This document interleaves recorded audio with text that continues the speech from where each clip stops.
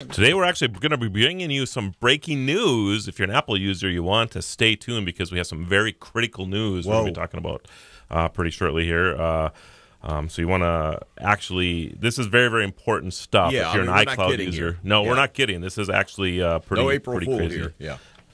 That is coming up, though, isn't it? It's about 3 or 4 days away. Ooh, I always forget. You know, I got to work on my April Fool joke this year. Yeah. So, yeah. Plus, Rockin Dave Blair is in the house. Rockin Dave. And he'll be talking about the latest. Wearing his hippie shirt today. He is, actually. He's Woodstock shirt. Psychedelic shirt, right? Far out, man. So we're going to be talking all about autonomous vehicles and all that groovy stuff. At the control panel, Mr. Producer Extraordinaire, Jim Walsh. Hello. Spring is here. Spring is sprung, I think. If you're something is sprung. If you're around North Dakota anyway, spring is sprung. The rest of the country, the way it sounds, is getting socked in a little bit. Well, yeah. Well, down south, they're getting their spring storms, which they get every year. And, of course, tornadoes are always a concern. And I thought on the East Coast, too, weren't they getting a little snow up there, I think so. They were talking about getting a little bit of snow next couple of days. So it's weird. Yeah. But, you know, we'll take our 60 degrees here. I'm okay with that. How about you, Dave? Oh, man, I'm loving it. The problem is that in springtime, you want to get out in the yard, but it's pretty mushy out there. So well, and a lot of us still have some snowbanks left that we got to get rid of. But I did hear somebody fire up their lawnmower yesterday. I think they were just making sure it worked yet or something. I saw a guy on his Harley the other day. Oh, yeah. Saturday. That's been pretty popular the last couple of days. Yeah, so they're starting to come out. Yeah. They are. So make sure that you're actually paying a little extra attention because a lot of bikers are now. I wonder if there's going to be autonomous motorcycles. There are, actually. Wow. Yes. Really? That's cool.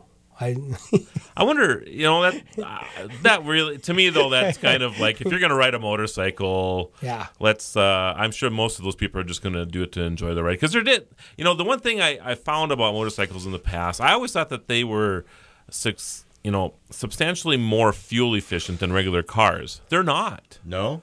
I was always surprised at this. You know, some of the people that I talk to, if they get 30 miles a gallon, they're pretty happy with that. Really? Yeah. And I got cars that go 30 miles a gallon. I think it might depend on the kind of bike you have. I agree with that. There are some that will go a lot farther. You know, if you got those moped type of things, of course, you can get 80 or 100 miles a gallon. Yeah, the smaller ones. Right, exactly. But when you get these big, giant hogs, I'm sure they go. Yeah, it's just like a car, you know, basically. So. Well, the next thing is electric motorcycles, I'm sure. They actually have a few of those out. Yeah. Oh, yeah. Yep. There's actually one that was working on, I think they were working towards licensing the Harley sound. So that it sounded like a Harley, even though it was an electronic. Got to have that Harley mystique. Yes, absolutely. Absolutely. So, well, we won't keep everybody in suspense here, so let's get right to it. So Apple has received a ransom threat from a hacking group claiming to have access to data for up to 800 million iCloud accounts. Dave, are you an iPhone user? No. And Jim, I know you're an Android user as I'm well. Android. Yeah. But do you have an iCloud account? No. Okay. I do. You do. Okay. Yeah. Okay. So, and I think even though a lot of people who don't have Apple devices probably have iCloud accounts for a variety of reasons. You know, maybe you buy your music through that service or whatever. So, this is what's scary about this. 800 million.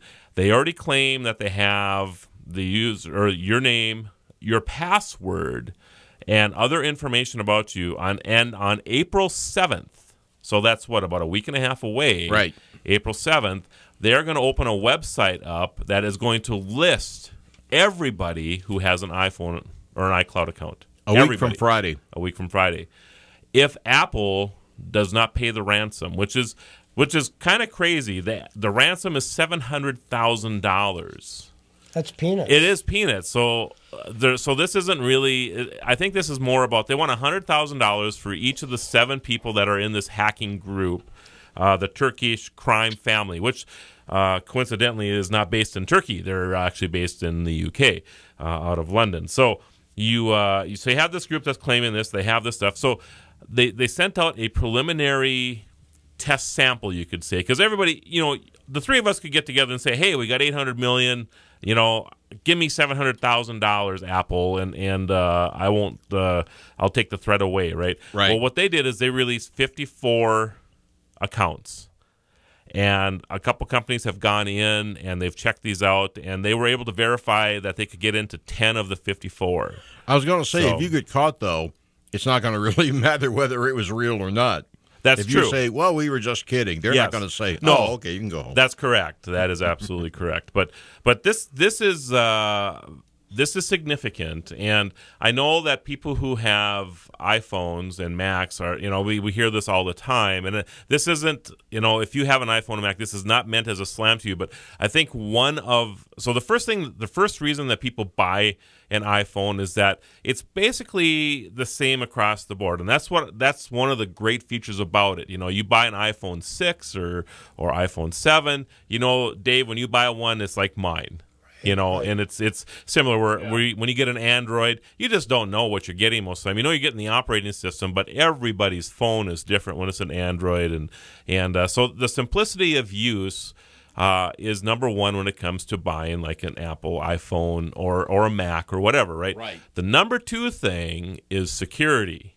Everybody talks about, my device will never get viruses, my Mac will never get viruses. Well, if they hung around at our computer shop, they would know otherwise, because we have all kinds of Macs that come in all the time with viruses. However, there is that kind of false sense of security with that. This opens the whole gamut up here. Well, what's really interesting too is that we always thought that the protective information of being in the cloud was like, okay, I'm safe. Right. Well, I think they're proving that you're not safe anywhere. Yeah, I agree with that. I've always been uncomfortable with storing stuff in the cloud anyway, but I'm also uncomfortable storing stuff on my hard drives now too. So exactly. It's difficult. It really is, and you have to have layers of security, and probably the best security you can do. And Jim, it's time for your question. If you remember what your question was before we started the show. What I was saying was. You were suggesting people go ahead and change their passwords. Right.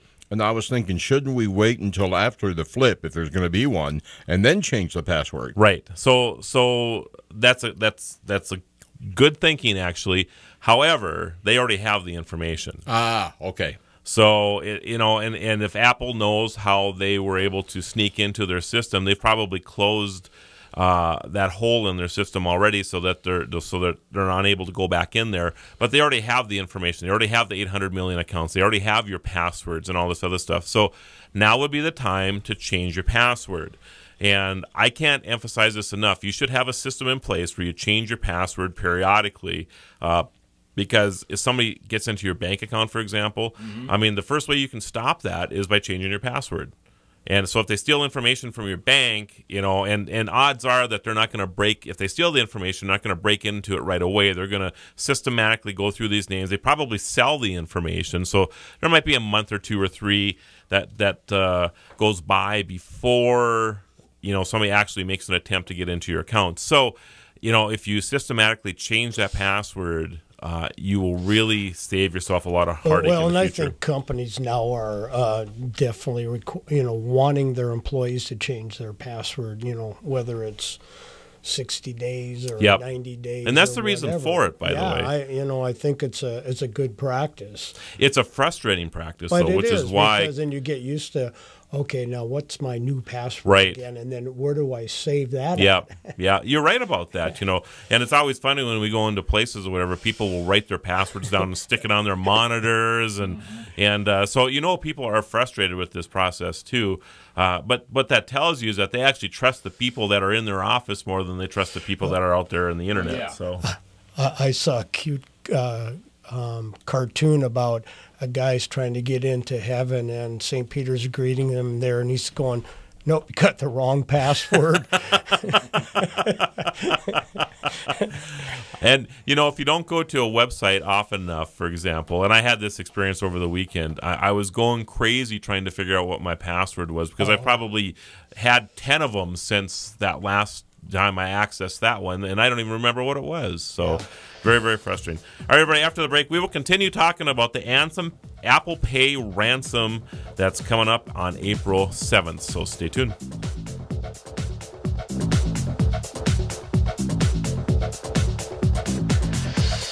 Right now it's 43. The home for ABC News at the top of the hour is Super Talk 1270.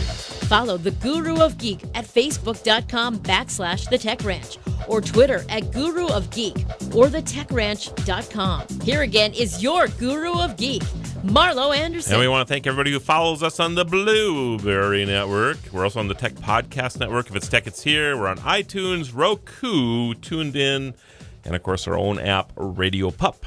And, of course, you can also hear past episodes of our show at supertalk1270.com. Mm-hmm. Isn't that right, Jim? Oh, yeah. Yes. So if you missed something today, hop on any of those and you can listen to. We got the geezer working on that now. That's cool. His thing. Cool. So I think we're caught up to about 1947. Dewey defeats Truman, film at 11. That's funny, actually. Yes. So anyway, we're talking about the group that's demanding ransom from Apple. And basically what's going on here is that they claim they have the over 800 million accounts that iTunes has, along with their passwords and all that other good stuff. And they're claiming that they will release this information on April 7th to the wild. They're basically going to have a website they're going to publish all this information on. So if you have an account with Apple, if you have an iTunes account and they do not pay their ransom, supposedly, and that doesn't mean that even if they pay the ransom, they won't do this, because that's generally how it works, but they'll release all of this stuff on a website in the future. So you're probably, if you have an iTunes account, odds are pretty good, I'm guessing, that you're probably going to be listed someplace. The only way you can really protect yourself is by Rockin Dave. What's your solution? Change your password. That's right. I'd get into my iTunes account right away, change your password. So so there's another way, of course, when you do your password stuff, and this would actually help you if you were in this scenario already and you don't have a chance to change your password or whatever, but if you use a two-factor authentication system, and Apple has this, by the way, and so do many Android devices and Android softwares and that type of thing, and basically, a two-factor authentication isn't just your username and password. There's one more thing they throw into that maybe you know personally. Maybe you create a PIN, like a 4-digit PIN like you use for your debit card. Don't use the same PIN, though. Otherwise, that'll really mess you up in the future. Yeah. And they might use biometrics, so they would use like an eye scan or a thumbprint or something along those lines. So you'd have that secondary thing. A lot of them are using texting. I've noticed this, that if you access your account, they'll send a text to you, and then you authenticate that text, right, and then you're able to get in that way. So there's a few different ways that this can be done, and I hate that we're at this level, but I almost have to recommend it for accounts like iTunes and your bank and that type of thing. If you have the ability to have two-factor authentication, you should be doing that. Well, it would be interesting because even with the fingerprint and the technologies are moving that way, but how about scanning your eyes too? When you have that camera on, they can check that. Yes, they're actually there's a couple companies that are coming out with that right now. Yeah. I actually interviewed one called iVerify a couple years ago, based out of Kansas City, that's using the camera in your device to do that, and then. Didn't Intel just buy like Mobileye or something like that? Like $17 billion, some crazy thing, some crazy amount for the same type of thing, an eye scan verification process. So there's a couple things that are coming out in that realm. Yep. We're so serious on our show today, I tell you. Well, serious stuff today. So what's interesting about the hack and what's that mean to everybody, and then whether Apple's going to pay the ransom or not, and then where does it go from there? How do they protect it in the future? So if you were Apple right now, I'm just curious, if you had the authority, it all falls on your shoulders, Rockin Dave, and you have to make the decision: am I paying the ransom or not? Would you pay the ransom? No. Okay. And the reason for that is? Because you're still not protected, like we said earlier, if if you pay it, they could still publish that information. So I know a lot of people that in the past have been ransomware has been very popular. I think you've ran into it yourself. I have. And you didn't pay? I didn't pay, but it's a little different scenario. So I'm going to paint a different scenario for you right now.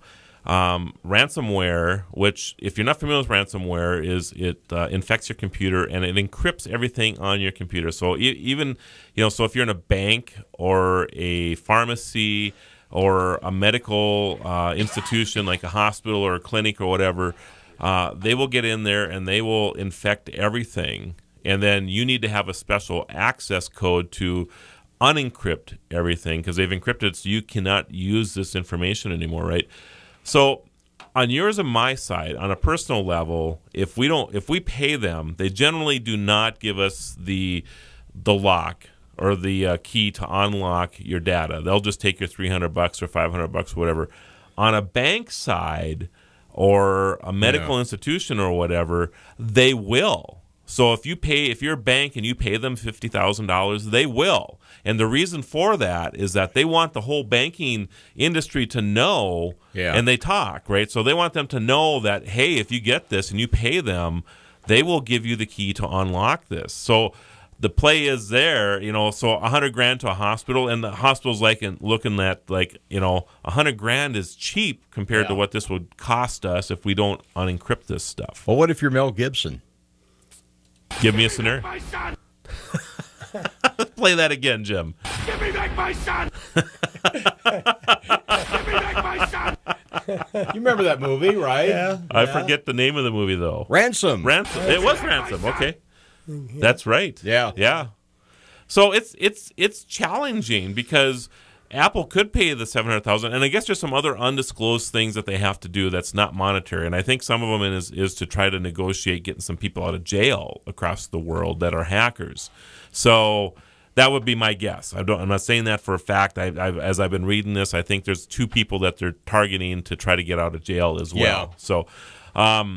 So it's difficult because you have a customer base of 800 million people, and you don't want that whole customer base to be published. So do you take the chance? $700,000 at Apple is nothing. Right. Absolutely nothing. But you may, by paying that, embolden other people to go after you as well. I mean, that's kind of the mentality the government has about terrorism. They say we don't deal with terrorists now, whether they do or not. Sometimes they do with back channels and whatnot. But the official line has always been we don't deal with terrorists because it just encourages them to do more of it. Yep, they get emboldened by it. Well, the interesting factor can be is how many customers is Apple going to lose because of this? This is significant for them. Because Good question. I remember that when Target got hacked, they lost that first year 40% of their customers. Now they regained about 30% back, but they still lost 10%. And which is huge. What's crazy about that is that their servers are Apple and Linux based. And nobody ever hears about this, but it's the backhole into their servers that, and it goes back. So Apple's been vulnerable for a lot longer than most of us realize. You just don't think about it. Yeah. But that's how it is. It really is. So, but Target took the blame for it. Sure they did. You know. So, this is very interesting. So change your password. First thing you can do, if you can put in a 2-factor authentication for that, do that because that'll really protect you in the future. So any of these things that you can do with 2-factor authentication, I know it's a pain in the butt. It really is. I hate it myself, but there's information that you want to keep safe out there. So do what you have to So what happens when that list gets published and people start looking at that? I mean, and then they would hack into somebody else's account. Well, then they would have that access to the information. So, what do you have in your iTunes account? You probably have a credit card in there. You probably have other information, like your birth date and all this other stuff that they use, for their database, to target your, maybe you have a music genre. So I listen to something different than people who are 20 years old listen to, for example. So they give you suggestions and all this stuff based on your age. Well, couldn't you cancel your credit card? You could. Yeah. Yeah. And that might not be a bad move either, or changing to a different account. You could do that. Yes, absolutely. And that might not be a bad idea to hop in there and change that stuff up a little bit too, because if they've already got access to that, changing that would be helpful. Wouldn't that kind of be the long way of getting around it, to change your credit card just so it's not, I don't know. Yeah, I don't know either. I mean, that would be... I guess it's an individual thing. It is an individual thing. I mean, if you want to be preemptive about this and cancel your credit card and get a different one coming to you, that isn't a terrible idea. Gotcha. So, well, and I think too is that they can have my birthday. Hey, send me a birthday card, whatever. But just give me back my son from the Turkish Federation. That's exactly who you want, or the Turkish crime family. You get a birthday card every year, Dave. Exactly. I'm more concerned about them taking money out of my account. Sure. And I guess that's where you have to work with your bank or your credit card company too, let them be aware of what's going on. So, no, I mean, it's a crazy world. A lot of bad guys out there that are very smart. Very smart. Well, it's like bank robbery. I mean, you just don't hear a lot about people robbing banks straight up anymore with guns. This is how they're stealing money now. Simple as that. Yeah. Well, we're going to talk a little bit more about the issues that Apple is having and the CIA right after the break.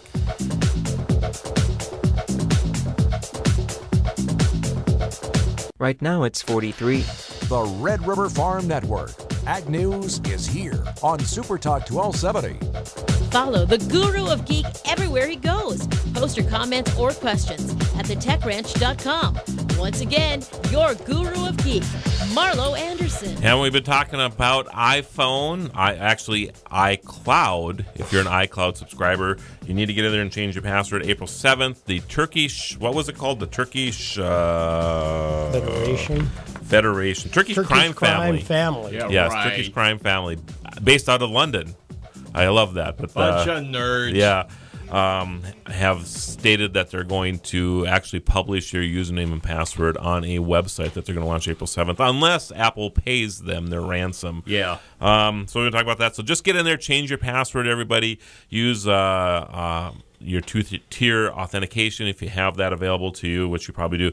And like you said over the break, Dave, this could happen to anybody. It isn't just that Apple has this issue. What if all this is just a scheme to get us to change our passwords? You really subscribe to conspiracy theories, don't you, Jim? But, that's interesting. It could be. Why would they want us to change our passwords? Oh, another conspiracy going on there. Oh, think about that. Yes. But I really Alex think Jones guy. Yeah. I think it's going to come back to Russia has something to do with it. Well, you're probably right. Yes. An old Soviet Union password enters you. Oh, my goodness. So, Apple also has some other woes in the last week. WikiLeaks has stated that the CIA has been infecting the iPhone supply chain of specific targets since at least 2008.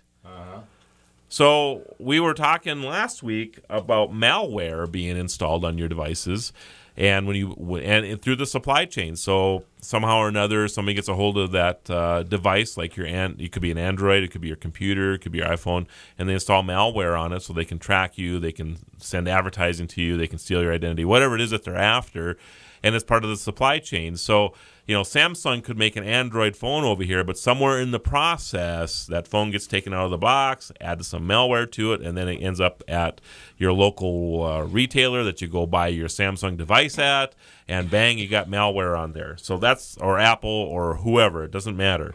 That's how that works. So the CIA has supposedly been doing this as well. They released CIA's manual for Night Skies 1.2, described as a beacon loader implant tool designed for use in infecting iPhones. So basically, it allowed the CIA to listen to us if they wanted to. Lovely. So what do you guys think about that?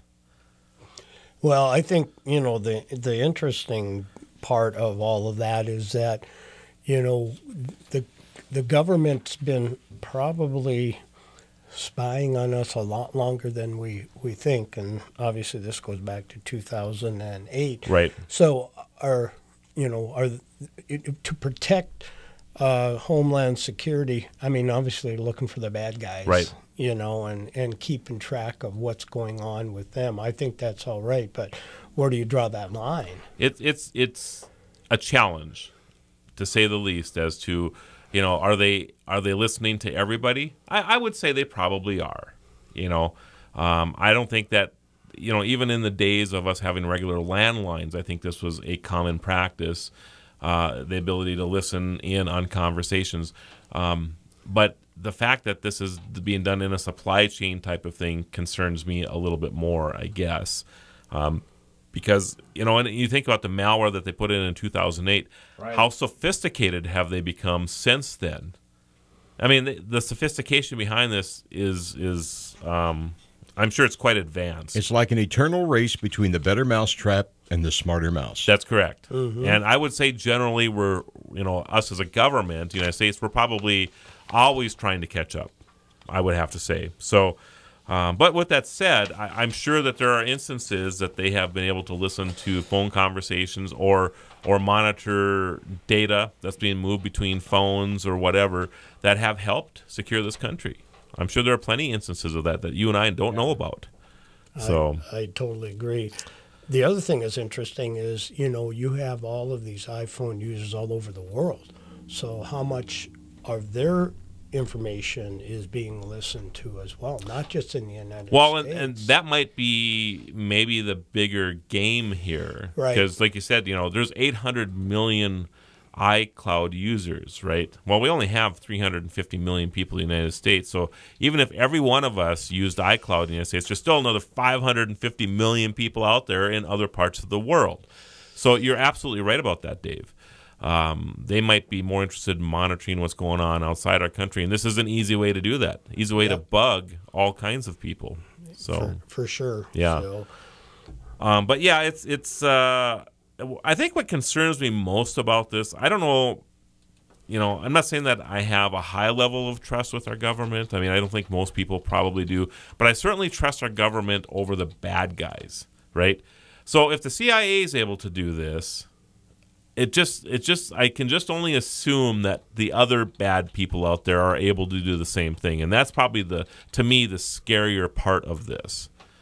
And I think that's where, you have the good and evil. And obviously we want good to override evil. And, the CIA is, I think, really trying to protect our country and protect what we stand for here, because there's lots of bad people out there that are trying to make it a lot worse. Right.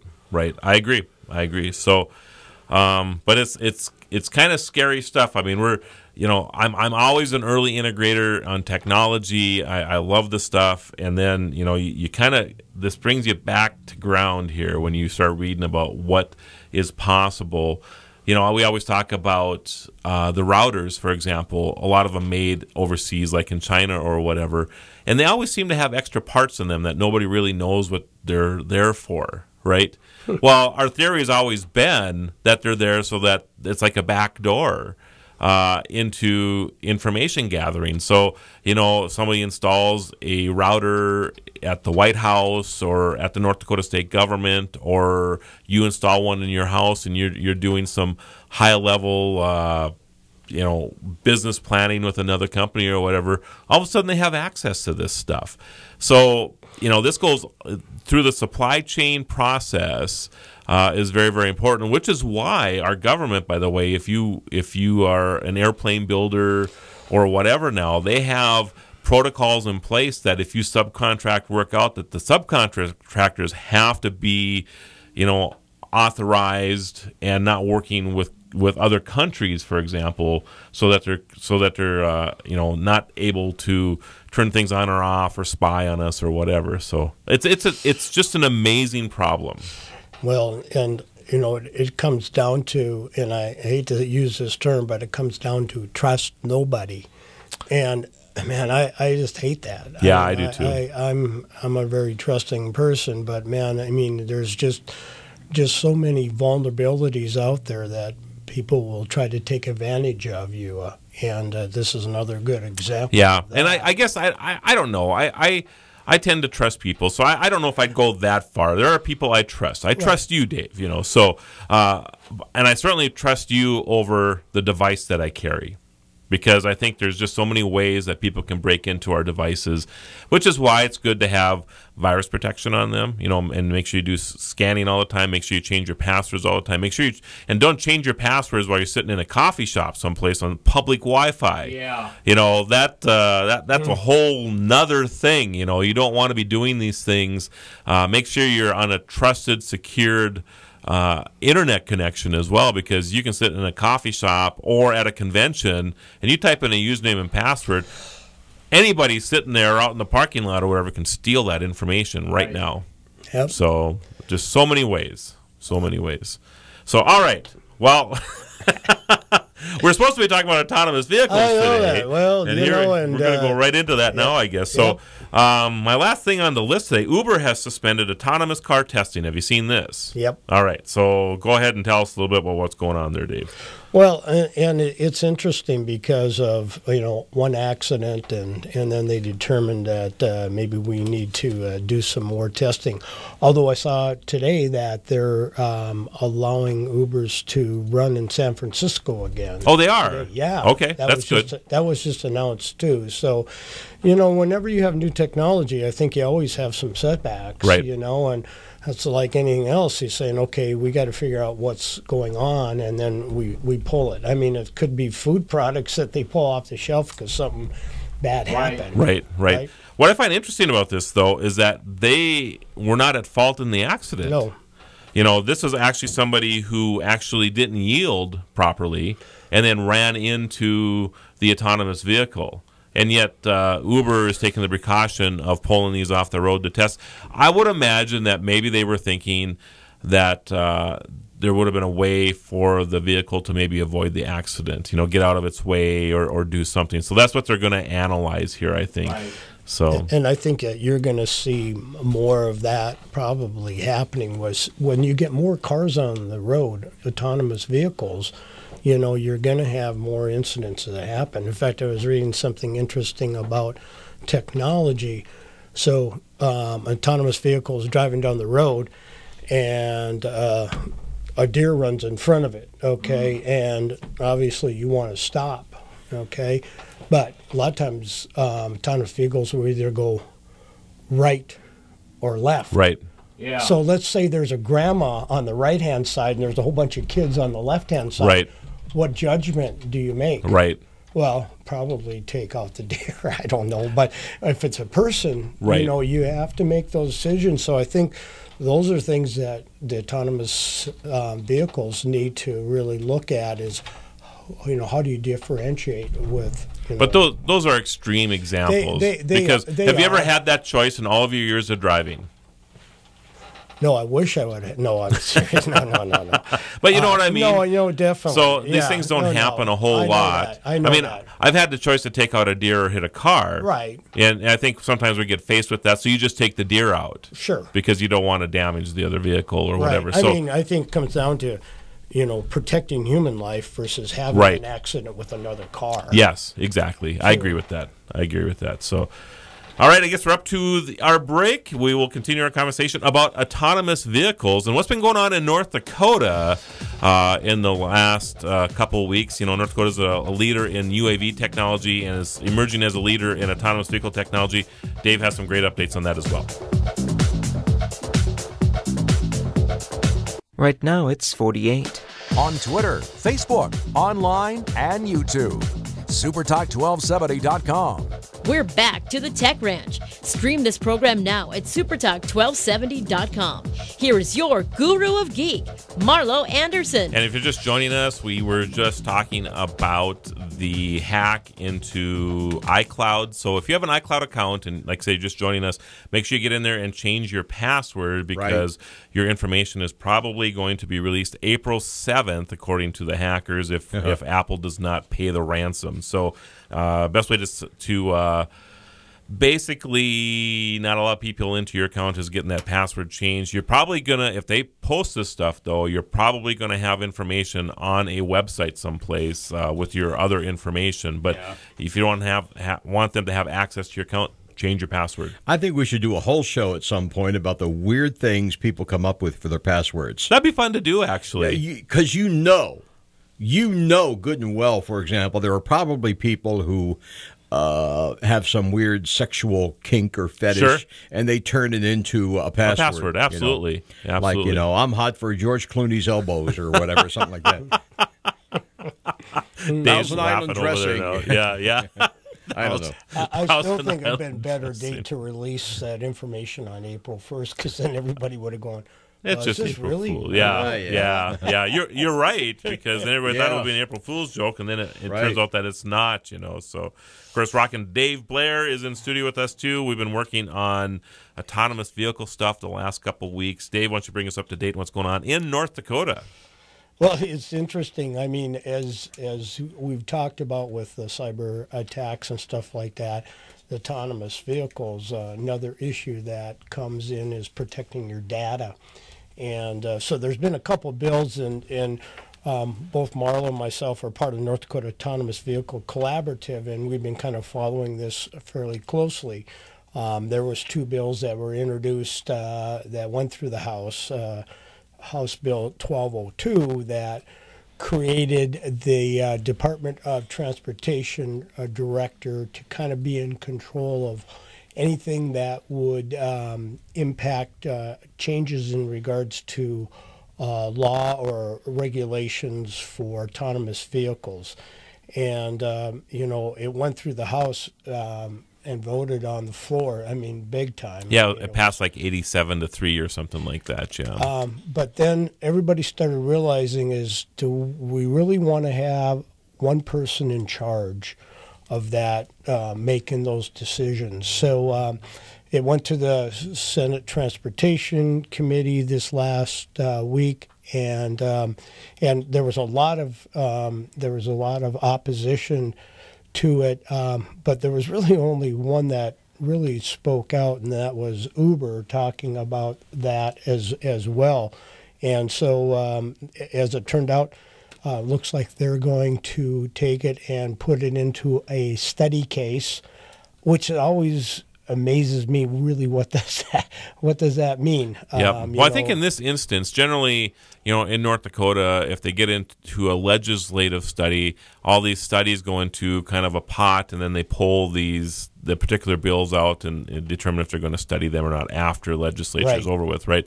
This particular instance is actually going to a DOT study, and they'll be working in hand with industry. Yeah, exactly. If this passes as amended.